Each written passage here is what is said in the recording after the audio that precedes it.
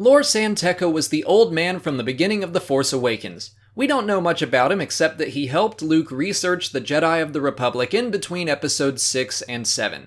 The Poe Dameron comic began with the premise that the Resistance was searching for Lor so they could find their way to Luke.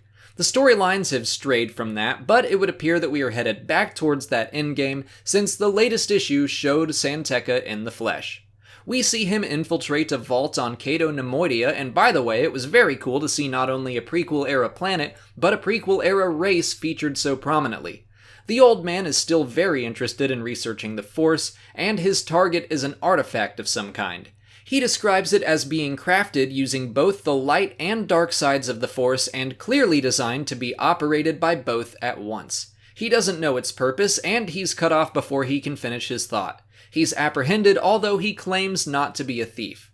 I wanted to talk about this relic because while it may or may not be important in future storytelling, I think at the very least the possible themes it represents are interesting.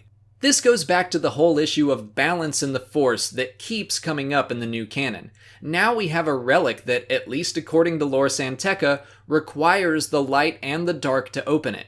It's unclear if that means one individual using both sides of the Force, or if you need two people, one using light and one using dark. Kinda like Ezra and Maul joining the Sith and Jedi holocrons in Star Wars Rebels. Speaking of the holocrons, let's jump back to what Bendu said about joining them. He said such a vergence carries great danger, specifically a clarity of vision. When joined, any secret, wisdom, or destiny can be seen through the Force. One could bring chaos through such hidden truths, and Bendu claims to have seen it before.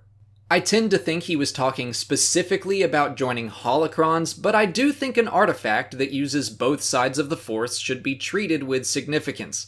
I think it'll be highly unlikely that this thing will turn up in The Last Jedi or Episode 9, but it immediately makes me think of Kylo Ren. The Force Awakens, especially the novelization, make a big deal about his origins, claiming he was molded by both the dark and the light sides of the Force. Supreme Leader Snoke says that makes him pure and powerful. I'm not sure we can trust the scary old dark side monster, but hey, that's what he said. I do think it would be cool if this thing appeared in the films. There has been plenty of speculation regarding Rey and Kylo's relationship. Maybe they will work together by choice or by necessity. Maybe this artifact will turn out to be immensely important and they'll have to open it together. As far as I can remember, we've never seen anything like it, even in Star Wars Legends, so it's hard to speculate on its importance, but it filled my head with ideas.